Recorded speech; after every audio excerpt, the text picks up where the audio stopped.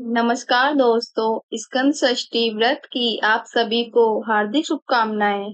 स्कंद षष्ठी के दिन भगवान कार्तिकेय की पूजा करने से सुख समृद्धि, सौभाग्य और सफलता की प्राप्ति होती है। भगवान शिव और माता पार्वती के बड़े पुत्र भगवान कार्तिकेय की पूजा करने से लोगों के सभी प्रकार के रोग मिटते हैं। हिंदू धर्म में स्कंद षष्ठी का व्रत हर साल बड़े ही उत्साह से मनाया जाता है।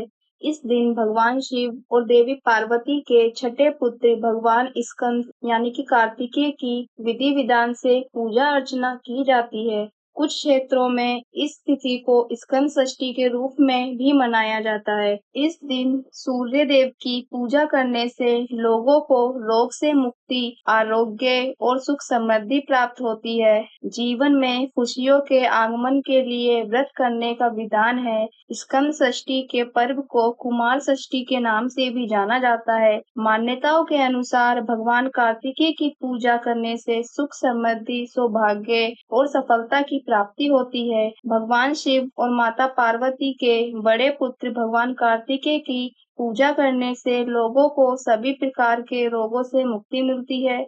इस दिन पूजा के दौरान स्कंद षष्ठी का व्रत कथा भी पढ़ी जाती है, जिसको सुनने या पढ़ने से मन को शांति मिलती है।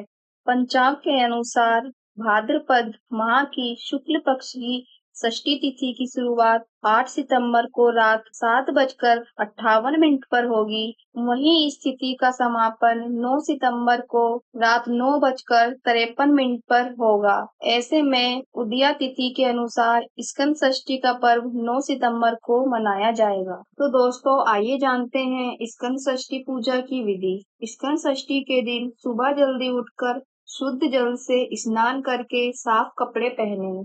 एक साफ स्थान पर भगवान कार्तिकेय की मूर्ति या प्रतिमा स्थापित करें। मूर्ति के सामने एक चौकी या पलंग पर लाल कपड़ा बिछाएं। मूर्ति के सामने घी का दीपक जलाएं और अगरबत्ती या धूप जलाएं।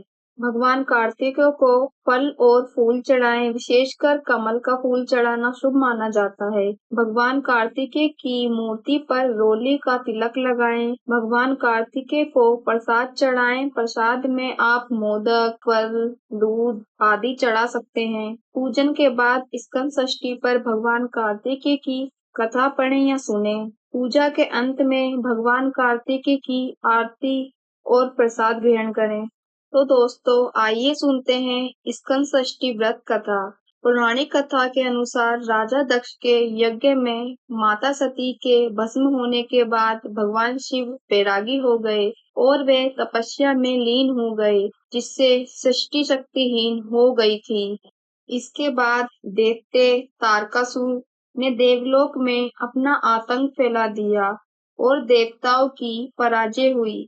धरती हो या स्वर्ग, सब जगह अन्याय और अनीति का बोलबाला हो गया। इससे देवताओं ने तारकासुर के अंत के लिए ब्रह्मा जी से प्रार्थना की। इस पर ब्रह्मा जी ने बताया कि शिव पुत्र ही तारकासुर का अंत कर सकेंगे। तब सभी देवताओं और इंद्र ने शिव जी को समाधि से जगाने का प्रयत्न किया और इसके लिए उन्होंने भगवान कामदेव की भी मदद ली थी। कामदेव अपने बाण से शिव पर फूल फेंकते हैं, जिससे उनके मन में माता पार्वती के लिए प्रेम की भावना विकसित हो। इससे शिव जी की तपस्या भंग हो जाती है और वे क्रोध में आकर अपनी तीसरी आंख खोल देते हैं। इससे कामदेव भस्म हो जाते हैं। तपस्या भंग होने के बाद वे माता पार्वती की तरफ खुद को आकर्षित पाते हैं। जब इंद्र और अन्य देवता भगवान शिव को अपनी समस्या बताते हैं, तब भगवान शिव पार्वती के अनुराग की परीक्षा लेते हैं। पार्वती की तपस्या के बाद शुभ घड़ी में शिव पार्वती का विवाह होता है। इसके बाद कार्तिकेय का जन्म होता है और सही समय पर कार्तिकेय तारकासुर का वध कर देवताओं को उनका स्थान दिलाते हैं। मान्यता है कि कार्तिकेय का जन्म षष्ठी तिथि पर हुआ था, इसलिए षष्ठी तिथि पर कार्तिकेय की पूजा की जाती है।